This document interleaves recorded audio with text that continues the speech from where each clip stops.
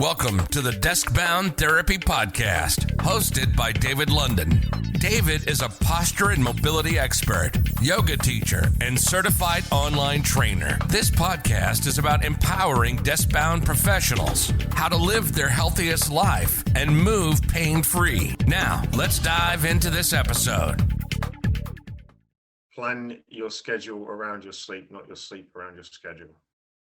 Awesome. Welcome back to the Deskbound Therapy Podcast. I'm super excited to have my friend Gary Allman here. He's a certified sleep and performance coach, and today we're going to be talking about how to optimize your sleep, to optimize your performance, and really help our Deskbound community out there, sleep better, make better gains in their fitness, and just feel better overall. It's been a long time coming to have a sleep coach, so it's a pleasure to have you on here, Gary. I'm so stoked for this conversation today. So why don't you just go ahead, tell the audience a little bit more about who you are and how you became a sleep coach. Yeah, thank you for having me on, David. It's a pleasure to be here and pleasure to be chatting with you. My journey's quite bizarre, to be honest. I never envisioned myself becoming a sleep coach, but to put it bluntly, I had my own troubles with sleep a few years ago. I gained a significant amount of weight. I was chronically tired every single day, but I never really prioritized my own sleep. I would eat well and work out, but my body just wasn't recovering. And I had a good mindset. I was determined to make things right. So I kept looking into performance coaching and mindset coaching to expand my knowledge and kind of keep myself motivated to a certain level. And this was all whilst I was actually working in my old corporate job, probably about 2 or 3 years ago. And I was moving kind of through the ranks of my side hustle, shall we say, outside of my job, outside of the scope of my 9 to 5. And I kept coming across sleep being the common denominator for performance, from a sports perspective, from a 9 to 5 perspective, from every kind of perspective. And I thought, this is something I seriously need to prioritize. So how can I do it? Because everyone seems to think that sleeping is easy. And to people, yes, sleeping is easy, but sleeping well and sleeping optimally for you is something that not everyone understands how to do. And me included in that massively. My body was nowhere near where it could be. So I invested into it and I worked, harder and eventually got into a position where I could go part-time. And then now I'm full-time with my business alongside my business partner. And over that time, investment in myself, I've lost a significant amount of weight, the best part of 50 pounds. And I'm the most energetic I've ever been. And I'm just willing to spread the message of how I can change things and how other people can change things. And when you think, there's 33% of the United States are regarded as sleep deprived because they get under 7 hours of sleep per night. There's a lot of people out there that need help. And there's 23% of the UK that get under 5 hours per night. So it's a big, big epidemic that not many people are talking about. And I really appreciate that you guys you and Angus have started posting a lot about sleep and making it more of a thing, because there was only a few, if you go on Instagram, a few real sleep coaches out there who really know what they're talking about. But I really love how it's becoming more of a key topic in terms of health and fitness, because especially as a trainer, like I've tried to give my clients advice on it, but I'm it's not necessarily my expertise, like take some supplements, have some tea, do some meditation, but I feel like there's so much more we can learn about it and then really enhance not only our fitness but our overall quality of life. Because I know for sure, like I just finished moving across the country from the West Coast back to the middle of Canada to Toronto. I don't think I've been getting more than 6 hours the last few weeks. And I feel like, people are in a constant state of burnout. But if we can, just like you said, as we started the episode, focus more on planning our schedule around sleep, we can really change our quality of life. And I know, I've checked out your website and stuff, and there's, tips and resources about, caffeine and all those kinds of things that we're going to get into. But I just wanted to start off with, like, what are the key fundamentals of, first, like the as we know, like the issues with, having poor sleep, and what are some of the, the key fundamental benefits people can see by improving their sleep quality? I think the biggest fundamental aspect is general creative thinking and general energy, consistent energy at consistent times in the day.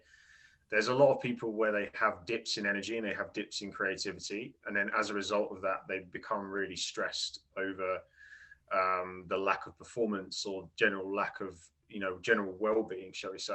Um, it frustrates them. They don't understand why, because they think that they're getting 8 hours of sleep, or they're spending a certain amount of time in bed, and they're sleeping relatively well. But it's just a perpetual cycle, because their habits haven't changed and their body's going through poor sleep, but they just don't recognize the problem. So it just builds frustration. And as a result of that, then they'll reach for things like caffeine or other stimulants. And, down the line, people can become dependent on that. I know I cast myself in that bracket. I was having, 6 to 8 cups of coffee a day. And it seems to be the fashionable thing for people to do, because fixing your sleep can be time consuming. So people want that quick fix. But once we diagnose the actual problem of the sleep quality rather than the sleep duration, we can start to improve our creativity, start to improve our stress management, and we can also improve our focus to actually focus on the things that move us forward, especially in business and in work in general. Yeah, it's interesting that you mentioned like diagnosing like what's causing the issues with your sleep rather than just throwing people some random tips. It seems like what you do is very, personalized to the individual. So I was wondering, what are some things you look for, or some common things you see that you would diagnose or that are affecting people's sleep? Yeah, everything is tailored that we do. It's unique to individual, because we don't necessarily believe in sleep hygiene lists. Now, while they do have benefits, they do serve a purpose. I think the biggest thing we would look for from the get-go right off the bat is stress management. So how currently is this person managing their stress, and what's causing it? Because stress is the biggest antagonist to sleep.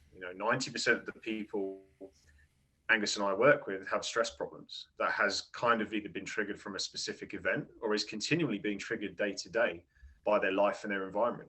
And unless we bring awareness to that and we manage it specifically to them, what the antagonists are, what times of day they're experiencing this. Are they going to bed filled with loads of stress and worry? Are they waking up in the morning feeling okay, but by the time they're tired throughout the day, things have built up? We need to kind of break that cycle and allow them to go to bed with less thoughts, less negative thinking, feel a bit more relaxed. And then we can look at things like exercise level, diet level. We can look at things like their bedroom environment. Are they using their laptop in bed? Are they watching TV in bed? What do they enjoy?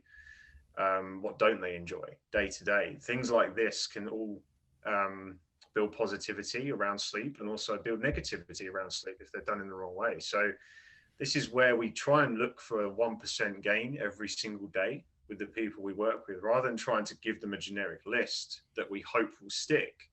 We just break down things week by week, day by day, and make little bits of progress each time. So then by the end of it, they have a unique thing that's tailored to them, and it's right for what they want to do in regards to their sleep. Yeah, for sure. And I feel like developing those habits is pretty underrated, because I find myself too, like when I was like, all right, put my phone away now before bed, and then stretch, then meditate, I would just kind of get in bed, but I wouldn't be tired yet. Then I would kind of toss and turn. And then, personally, I'm sure a lot of people have tried, in the fitness world, like ZMA and magnesium and all these different supplements out there. And I find like they can, depending on the day, at least for me personally, they can help with sleep a little bit. Maybe you fall asleep a bit faster, or you might dream a little bit more. But I found like true as well, like something was missing, because I felt like I was, they were kind of just masking the issue as to, where, whether it's someone listening out there is, find like you're taking this, it's kind of masking, and you're not really sure why. Some days you sleep well and you have great energy, and some days you don't. Because I really resonated what you said before about really having consistent energy. And that's so important, to make it through the workday, and to have energy to do mobility, and the energy to work out, and, make all these other life decisions is really super important. Yeah, absolutely. Yeah. Especially when we're spending, well, a lot of the population, especially the people you work with, David, are spending a lot of time sat down. They have to have the energy to be focused, to be creative, because they're not moving to kind of give themselves that boost, and release adrenaline and cortisol and things like that. They have to have the energy set from the foundation, from sleep. By the time they go to the desk, they're switched on and they're alert. Because if they're not completing tasks, then they're not willing to do their mobility and various other things, creatively rather, throughout the day, then that just sets them up for a stressful life and a poor quality of living, which is sad to see for a lot of people. I know there's a lot of people out there that are living well under their means because they don't have the energy to do the stuff day to day that they want to.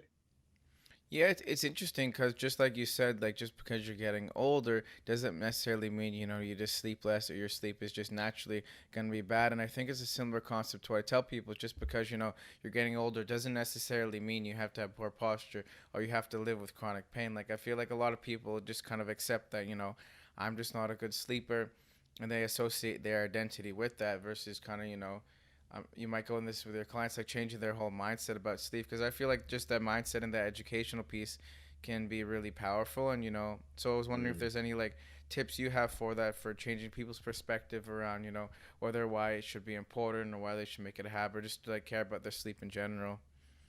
Absolutely, yeah. I like what you said there about the "I am" statement.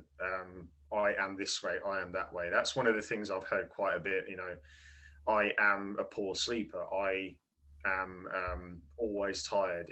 It's the best thing I think to rephrase that for a lot of people that I work with is you have a tendency to be. You have a tendency to be a poor sleeper. You're not getting poor sleep every single night of the week. It's probably 4 or 5 times, but there are days that we can look at where you've done a routine or you've done something different that's caused you to get better sleep. So we would look at that. We'd look at wins with the client and try and reframe their mindset. How consistently are you having poor sleep? And if they say to me it's every night, the reality is it's not every night. It's just what the brain remembers. So we look at their wins. We look at when they remember having their last good night of sleep. How did they feel in the morning? And then what can they achieve if they consistently get to that point? And then they start to see the picture. They start to see the future unfold for them. And when they start building these 1% habits, they don't really notice the change drastically because it's not something they're used to. And it's not a complete overhaul as well. When we have a complete overhaul, we expect to see change quite rapidly. Whereas with this, it's really, really gradual. But eventually they get to a point where their mindset is a lot better because they're waking up with more energy and more clarity. And then they naturally start to have less thoughts anyway about negative sleep. So they start to associate what they're currently going through with the better nights of sleep that they've experienced and think, I remember this feeling. I remember Right. these times. I can do it. And that's when you kind of see the breakthrough in the client, and they go, actually, yes, I'm not a poor sleeper. I just had a bad time in my life for a significant period. Maybe it was 10 years, maybe it was 20 years. It doesn't mean you were a bad sleeper. It just means you had something going on that we needed to become aware of and change your mindset around. So what are some of like the biggest red flags you would see? I know everyone talks about like blue light blocking glasses and blue light, and not eating too late and not exercising too late. Like how Mm. important are really these things? Let's maybe start with like working out at night. A lot of people just have busy schedules. Like how can that impact sleep versus some of the other, big red flags you see out there? Yeah, I mean, working out late, it does get a bad rep, but it's not the be all and end all. A lot of people are night owls. Their genetics are night owls, and their sleeping pattern can vary from going to bed at 11 p.m. to actually going to bed at around 1 or 2 a.m. and sleeping into 10. And they have their 8 or 9 hours period of sleep in that window. Genetically, they're wired to do that. So if they're working out at 10 p.m. or 9 p.m., it's not too bad for those people. But for the majority of the population, it's not necessarily the best thing, because we are raising our cortisol level. We're also increasing our body temperature drastically, and we need a cooler body temperature to go to sleep. So it can be something that is negative, but it can also be something that's positive. So in regards to someone listening to this now who's going, well, when can I work out? I would say understand when you start to feel tired during the day. If you're starting to feel tired around 11 p.m., but you're finishing work at 5, you could work out at 7 o'clock, and have a 4 hour window between your workouts. And then you could, between your bedtime and your workout, and then you could be okay. Your body would have cooled down enough by then. But if you're someone who feels tired around 8 p.m. and you want to work out, I would probably suggest working out in the morning if you get the opportunity to, because you would have a tendency to be in the other chronotype category, which is a morning lark. Now, chronotypes as well are based around body temperature. So if we have a warmer body temperature in the morning, we are likely to be a morning lark, and we're likely to have more energy at that time. So it's probably best for us to work out earlier on in the day if we can fit it in. It's never ideal to kind of, religiously fight against what our genetics want to do. Right. Um, but I understand that, is what most people have to do. That's the reality of most people. No, it's really interesting because a lot of people, like I personally, I go anytime I can get it in, and I find it doesn't affect my sleep. Mm. And then there's other people who, you know, coming back, not specifically related to what you're talking about, but there's people where if they have, say just a one coffee, like as soon as they wake up, it'll wire them all day. And you get a lot of these genetic differences. Like for example, like myself, like I can have pretty late and still sleep. But maybe it's not that I can still sleep.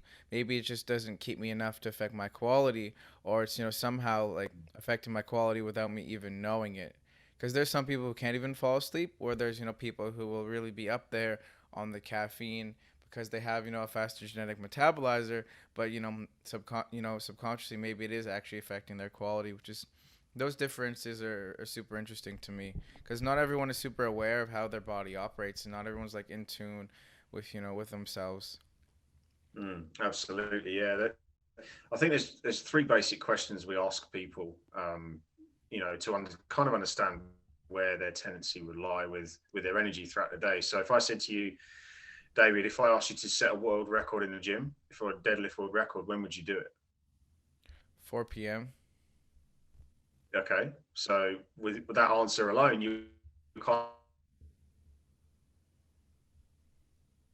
Someone said to me, Gary, I would do it at 8 a.m. I'd be like, okay, cool, you're probably a morning lark. And again, if I asked you to write 1,000 word essay, what time would you do that? Right. That's tough. Probably closer to the morning time actually if I were to write an essay. Mm. But your brain is wired at that. Your brain is more wired at that time. Would you say you're more creative at that time? Yeah. I would say like between like now, like 11 a.m. and between like 2. Like I find those are my peak hours Okay. after I've like done some mobility, woken myself up, got rid of some of the grogginess with some movement. I would find between then and then I tend to, like to work out between like either between 4 and Perfect. Yeah. 7. Yeah. Yeah, yeah. I would say you've got definitely got a tendency with a night owl because most night owls would have creative time between 12 and 2. Morning larks would be probably between 9 and 11 around that time, or maybe a little bit earlier, depends. But yeah, I mean, the fact you said you'd like to, do the world record at 4 p.m. shows to me that you're having that kind of genetic tendency to have a higher body temperature at that time, more muscle cell activation, higher testosterone as well, more energy.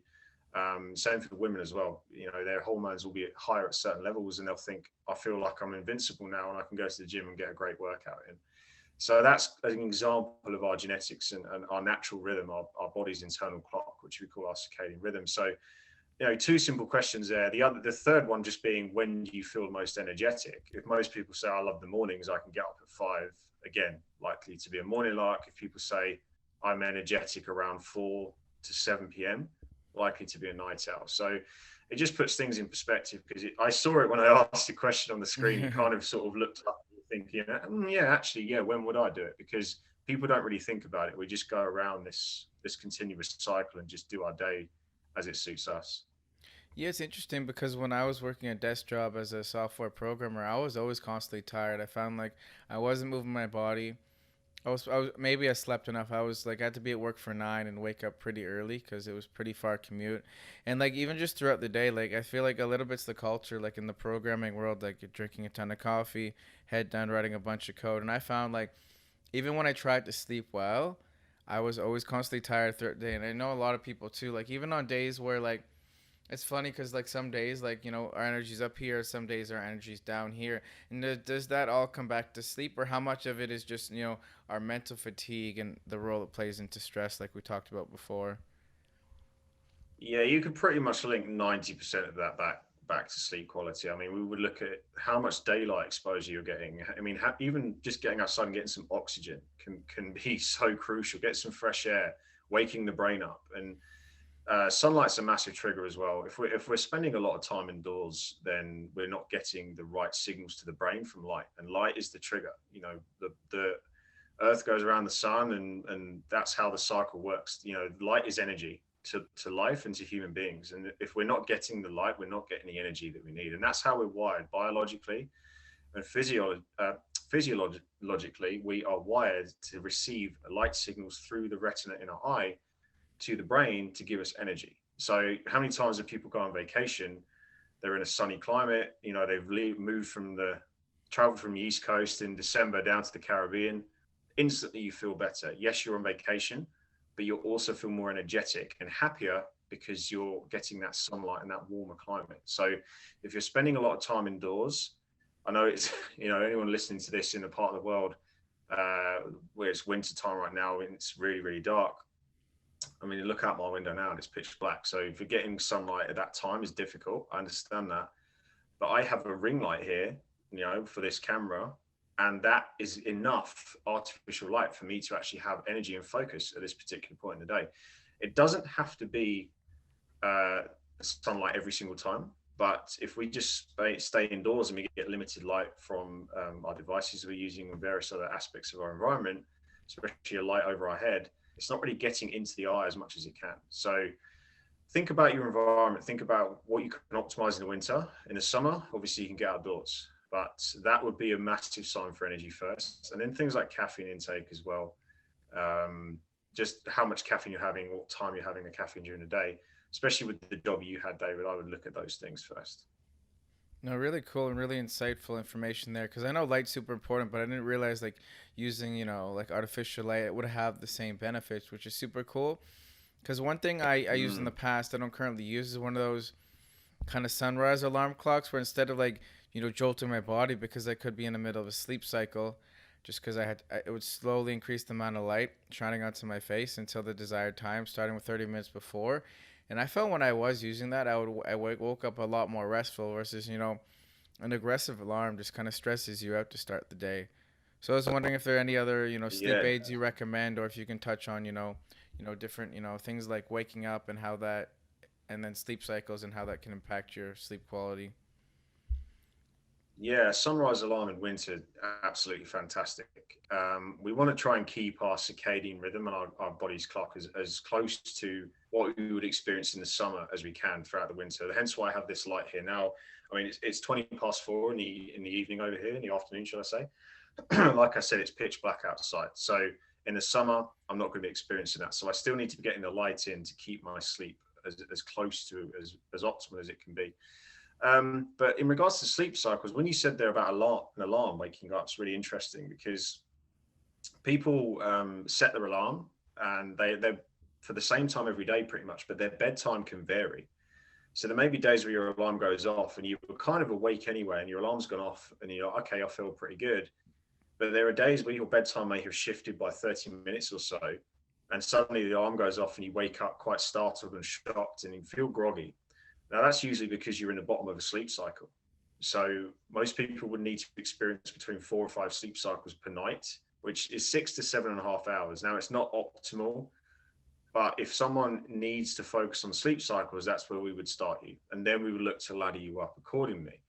But if we focus on that number, then we set your bedtime, the time you need to go to bed in order to wake up at the time your alarm is.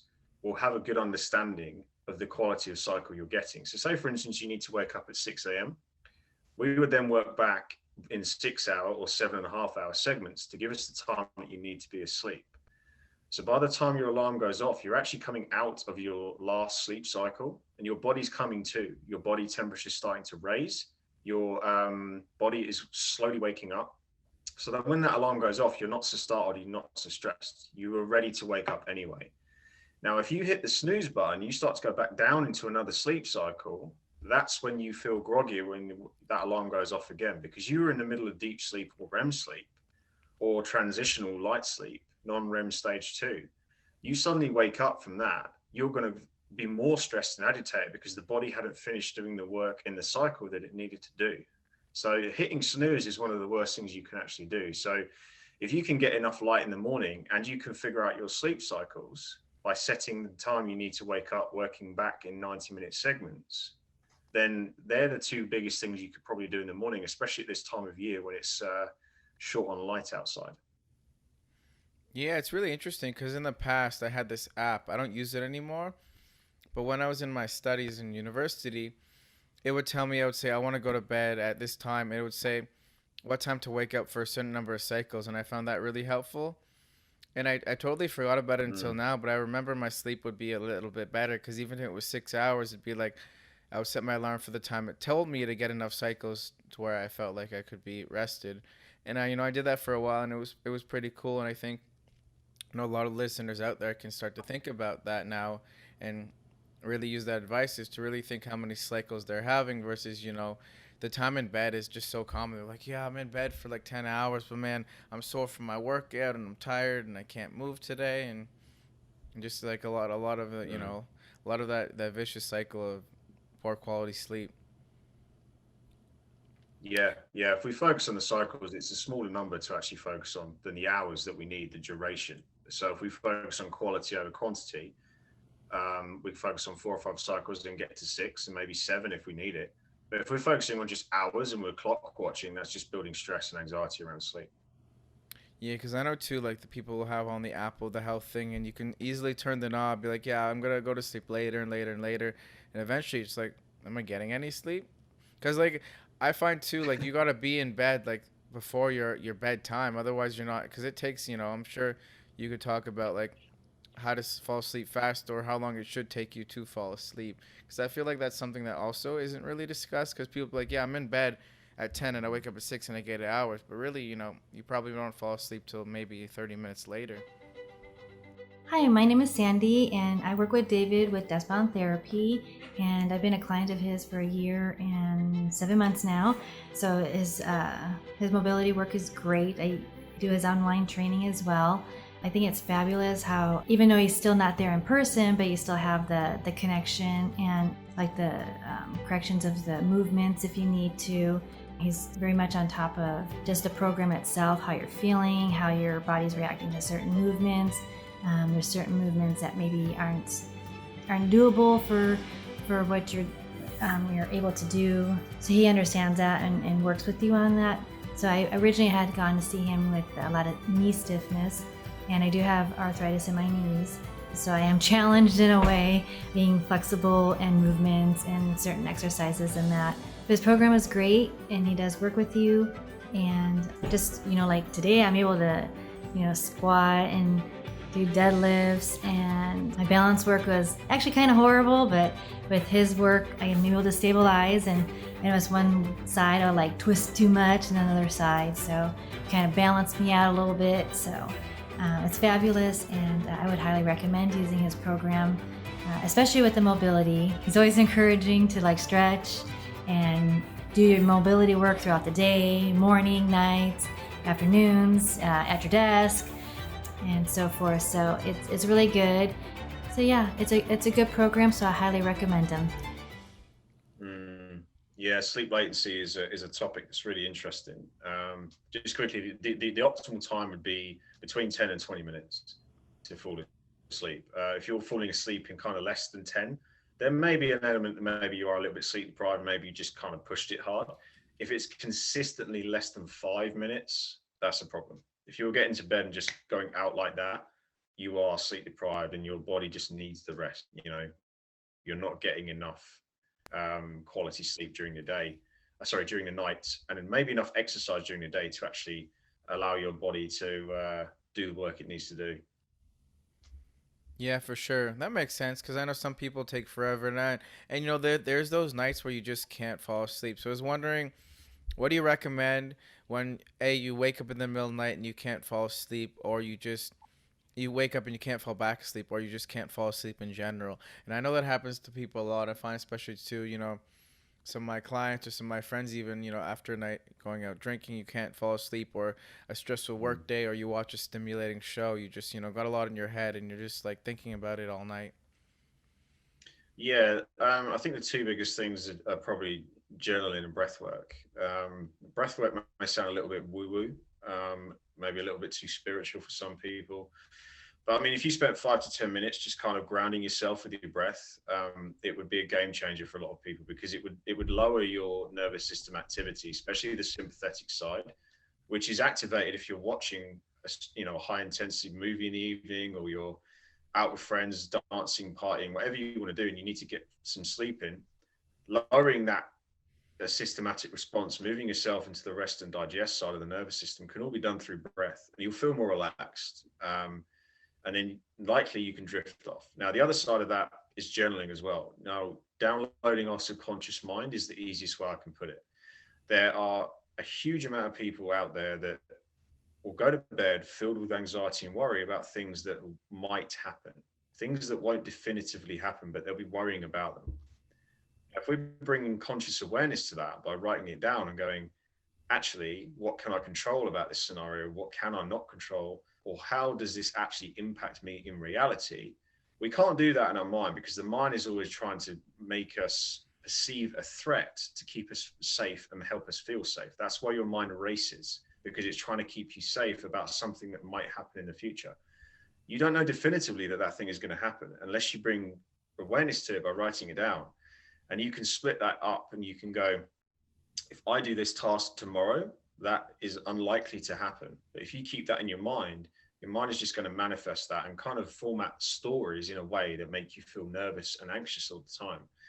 If you don't believe me, guys, please obviously, do your own due diligence. But that is something that I would really recommend. And it's something I'm truly passionate about because I do believe it's one of the simplest ways that we can actually lower anxiety and stop a racing mind, especially in the evening when we're tired and we've had a busy day. So say it's like 4 a.m. and you can't sleep, like even just, doing a little brain dump for 2-3 minutes, that can be something Yeah, people can yeah. take with It them. can be absolutely, yeah. I mean, keep a notebook by your bed. If that doesn't work, I'd recommend getting out of bed, staying in daylight. Don't turn any lights on, but just walking around, maybe going downstairs, sitting downstairs for a bit until you feel sleepy, and then going back to bed. I mean, it may sound silly, but if you lie in bed, if you wake up and just lie in bed, force yourself to go back to sleep, when you have to go to bed again the following day, you're more likely to be anxious about it because you're wondering if you're actually going to get good sleep. If you break that attack and go downstairs, start to feel sleepy again, by the time you get back into bed, over time, you'll start to just drift off quicker and quicker and quicker. Now, it's not a quick fix, guys. Like I said at the start of this episode, it has to be 1% every day. 1% wins. Stack the wins up. You can't instantly make a change like that with your sleep unless you completely cut out caffeine, or you start eating drastically different food. You're not really going to see a huge return in a very short space of time.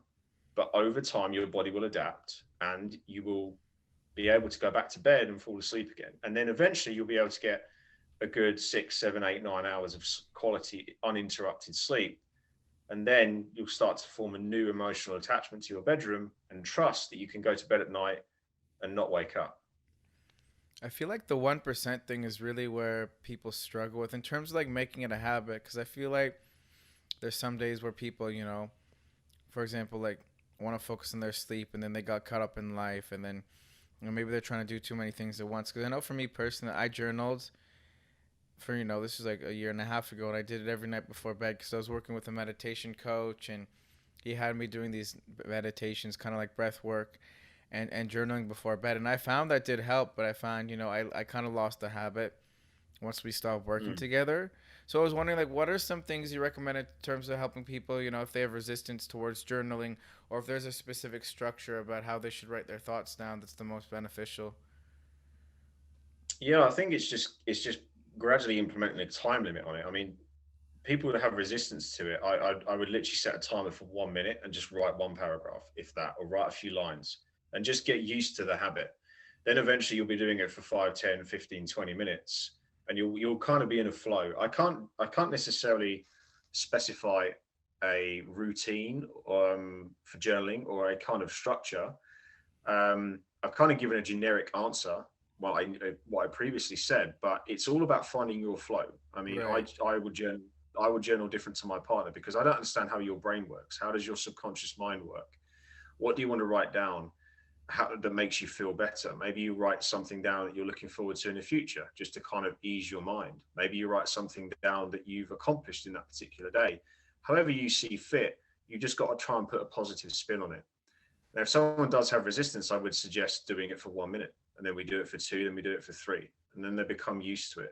If I suddenly suggested to you, David, you've got to journal for 30 minutes every evening, you're going to be like, whoa, that's a long time. 30 minutes is a long time. I'm not going to do that.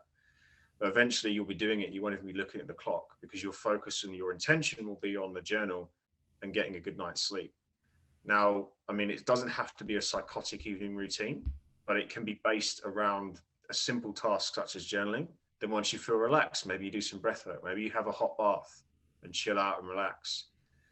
Maybe you watch a show with your partner, whatever you want to do. I'm not going to suggest that you completely cut out TV and all this kind of stuff, because you got to do what you enjoy. I would rather have you feeling less stressed and like you've had a fantastic evening than worrying about you cutting out blue light 2 hours before you go to bed. Because some people, they can have their TV quite far away from their sofa, and the actual lux level of that television is not strong enough to antagonize their sleep. So if I suggest to you to cut that TV out, that's going to be something that you used to enjoy with your partner. It was your way of unwinding and relaxing after you've done your journaling or whatever. Now all of a sudden you've got to think of something else, or I've got to suggest something else that you're not familiar with in order for you to then adopt that into your routine that you may not enjoy. And it may actually make your sleep worse because you've then got to think about it every single evening. So there's things like that that we do and we suggest in accordance with what you enjoy, what's going to get you into the most relaxed, calm, stress-free state in the evening in order to boost your sleep and make your sleep quality better.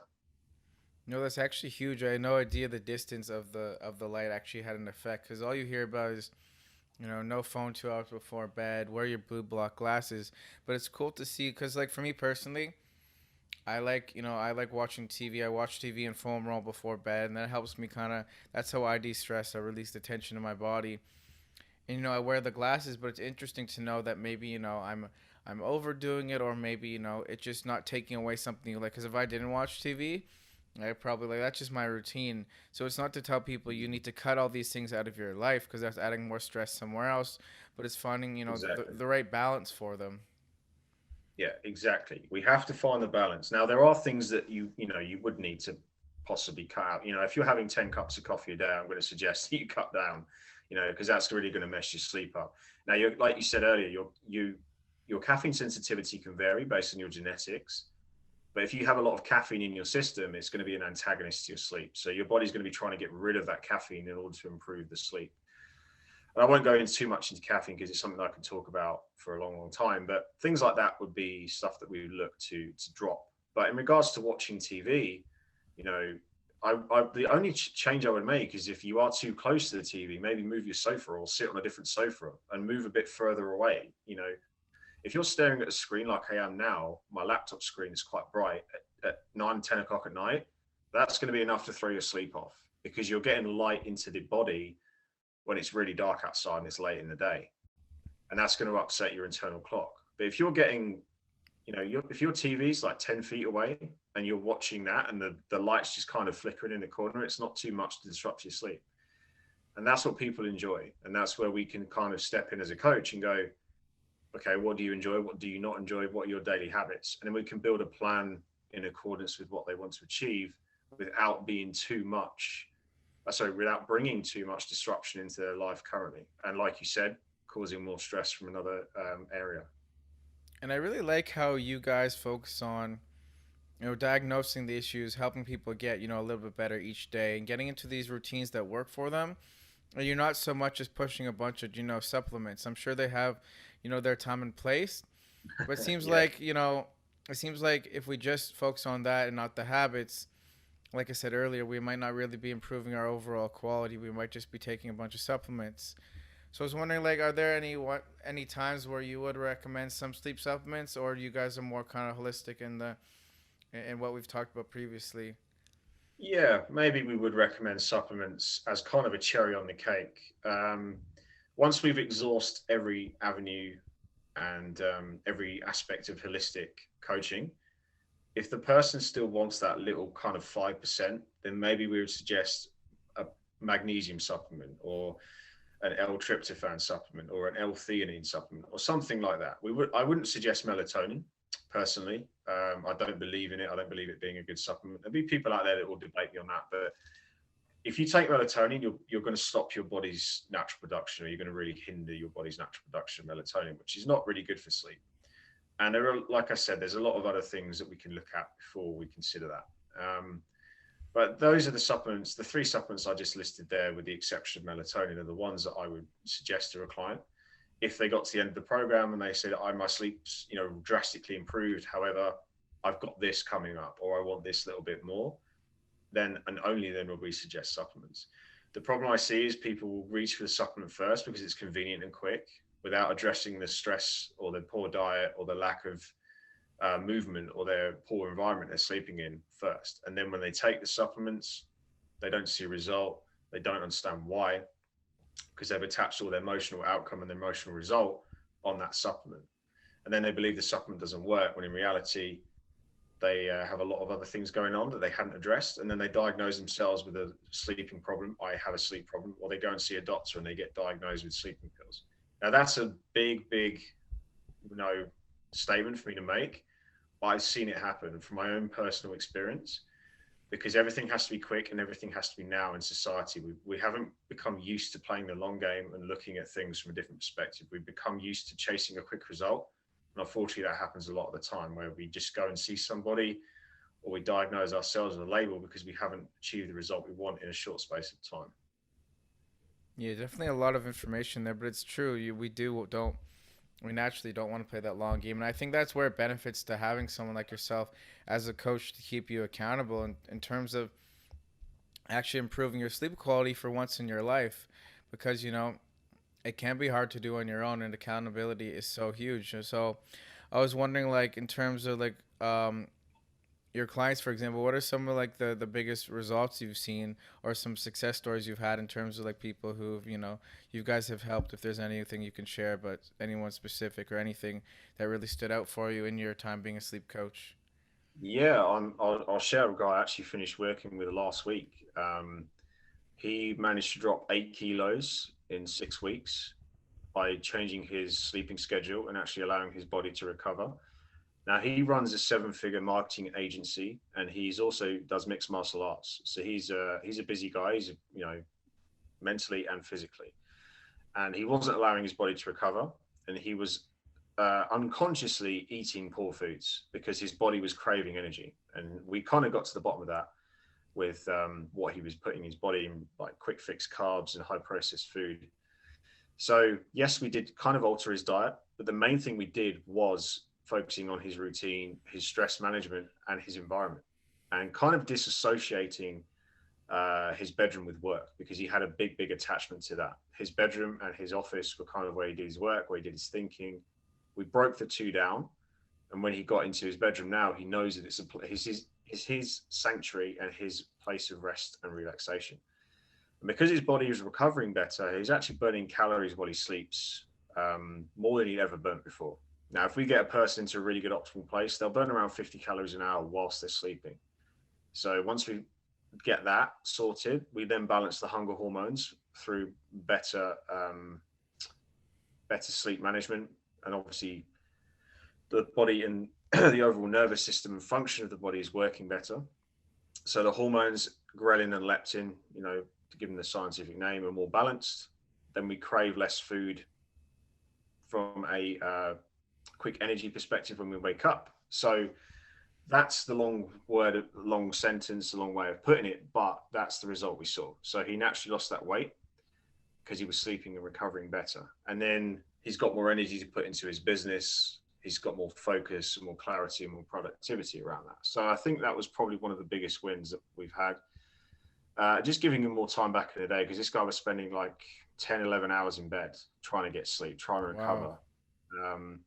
We got him down to 8 hours in bed, and he was sleeping for 7 hours and 45 minutes on average. So we gave him like an extra 2 or 3 hours per day back, so that he could then put that into his work and his workouts. And the ironic thing is, when people get busier, they cut back on their sleep, but because they think sleep's a long time, it's the first thing to go.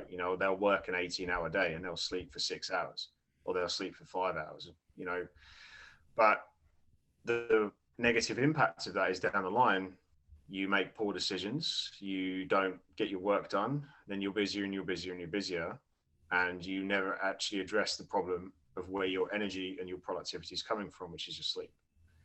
So that's how we maximize that, give him more time back in the day, give him an extra 20 hours or 14 hours between that scale, and then he's more productive and he's happier as a result as well. That's definitely a huge win, and congrats to both you guys on that. That's definitely life changing, and it's good to hear that you disassociated the office with the bedroom, because that's something that I've been doing. So it's good to know that that's helpful. Because I always say like I'm never in my room. Like I'll go into sleep, but I don't really decorate my room. I just kind of have the bed there, my clothes. So it's I guess that's something that has been helping me, which is pretty cool. And this is my office now. So this this it was supposed to be a second bedroom in my place, but I kept it as an office. So it's cool to hear like, and I feel like a lot of people can resonate with that because working from home, a lot of people didn't have desks or stuff, or they put stuff in their bedroom, or they're in small condos, and they just are forced to be in that same environment. So I think it's really eye opening for people listening is to really check out your environment to improve your sleep quality. Absolutely. Yeah, your environment should be your sanctuary. It should be your complete shut off from the world, and no work, no stress in there. And if we focus on that and we prioritize on that and we audit our environment as well, then we'll see really, really great benefits in the long run. So I was wondering, I'm not sure if this is your expertise or not, but how much can we improve, the growth we see in the gym from improving our sleep quality? Like how much does it affect the rate of, let's say muscle protein synthesis or, recovery? Like say someone's really trying to maximize their weight loss or their muscle gain, like say you get 1% better and, you build those habits over, a few months, like how much change can you see within your performance in training? Yeah, I don't know the exact numbers for this because it's not really my, like you said, it's not really might not be my area and it isn't my area.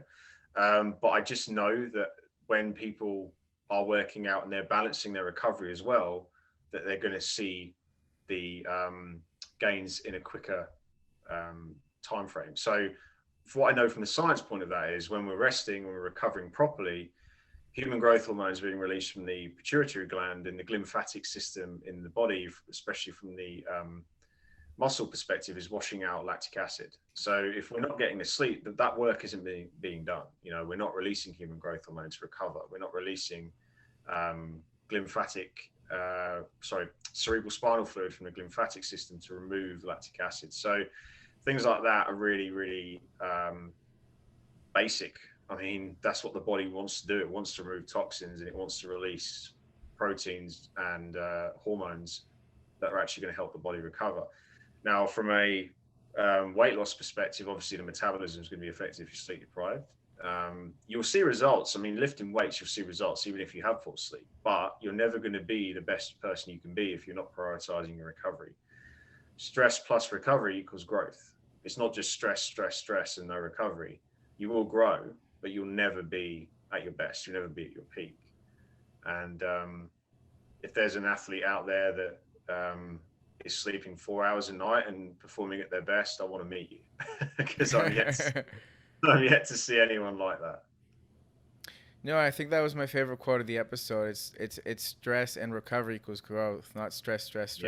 And I feel like, a lot of people just burn themselves out, and it's so easy to neglect sleep. So I'm really, I feel hopefully people are inspired from hearing this because it's really, you can't just, you have to have that balance because, you want to, get the results with your health and your fitness, right? But you also want to feel good too.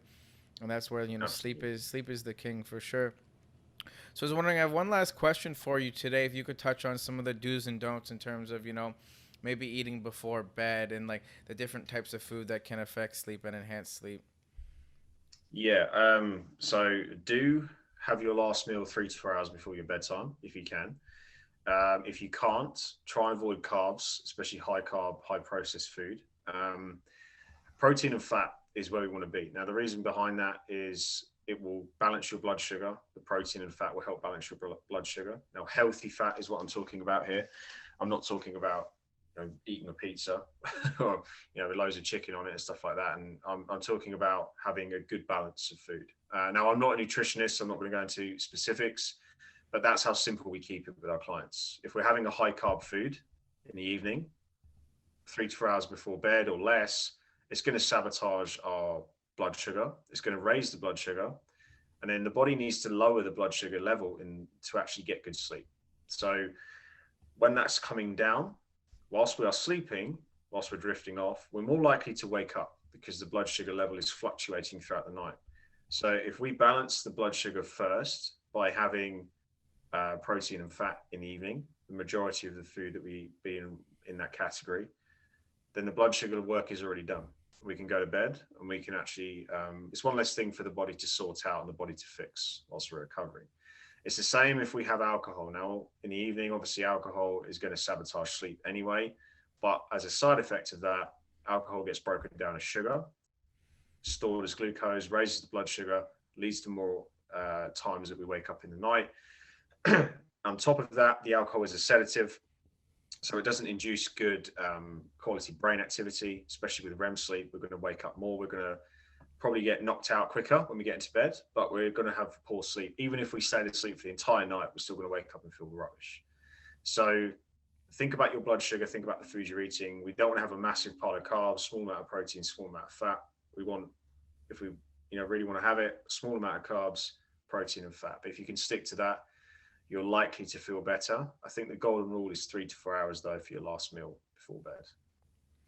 Awesome, man. That's really awesome information, because I know a lot of people talk about, having a bunch of people who struggle with sleep will tell me that they have, a lot of carbs before bed, and they get that crash, and that helps them sleep. So it sounds like that's not like the healthiest habit to do, but maybe occasionally, you're out late.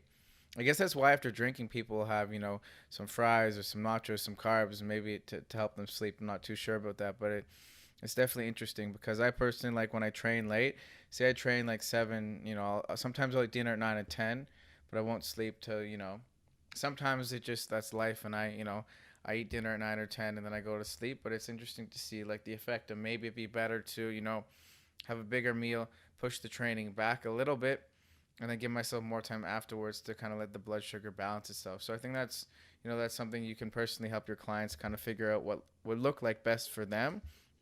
Yeah. So I was wondering if you had any, last advice or anything you want to share before we wrap up today's episode. It's been a pleasure so far chatting with you. Yeah, same. There's nothing in particular, guys. I don't really want to give a generic kind of sleep hygiene list. I would just say get enough sunlight. I think one of the biggest things as well, delay your caffeine in the morning. If you can delay your caffeine for 90 minutes, you allow your body to do the processes it needs to do to wake the brain up naturally first. And then when those processes dip and the hormones dip that we secrete in the morning inside us, then the caffeine can take over without any kind of inhibitor. If we really like to have caffeine in the morning, then you can have it, but please wait 90 minutes minimum when you wake up. And on top of that as well, stay hydrated in the morning. You haven't had a drink, probably since you went to bed, which was, 10 hours ago, 9 hours ago, 8 hours ago. So stay hydrated, hydrate first, then have caffeine after if you really want to, because caffeine is a diuretic and it will just flush water out of your system. And then eventually you'll be more dehydrated than you were before you had the caffeine. So I recommend a liter, either broken down however you want, 4 250 milliliter cups or one in one go, or however you want to do it. Get that in first, then have your caffeine, and then you'll feel a lot better. And also, once you do that, your body will become used to releasing cortisol and adrenaline at a set time in the morning, because it won't have to worry about caffeine coming in the system all the time, because caffeine is just competing to do the job that the cortisol and adrenaline are doing of stimulating the brain and waking you up. So sunlight, water, delay your caffeine, and I think everything else I've said in this episode, especially with delaying your food, delaying your bedtime 3 to 4 hours after your last meal, will be really, really beneficial to most people. Awesome, man. It's really been a pleasure having you on the show, and I would love if you could share with your followers how they can, apply to work with you for sleep coaching, or follow you online and learn more and keep up with everything you're doing, because I have a good feeling you guys are going to, keep growing and keep helping more people across the world improve their sleep. So it's definitely great to have you on the show. Yeah, thanks for having me on, David. Yeah, impact first, and then we worry about the revenue of the business after. But if one person listening to this has been impacted by what I've said, then you guys are more than welcome to reach out to me. Instagram will be the best place to reach me. It's just Gary James Allman on Instagram.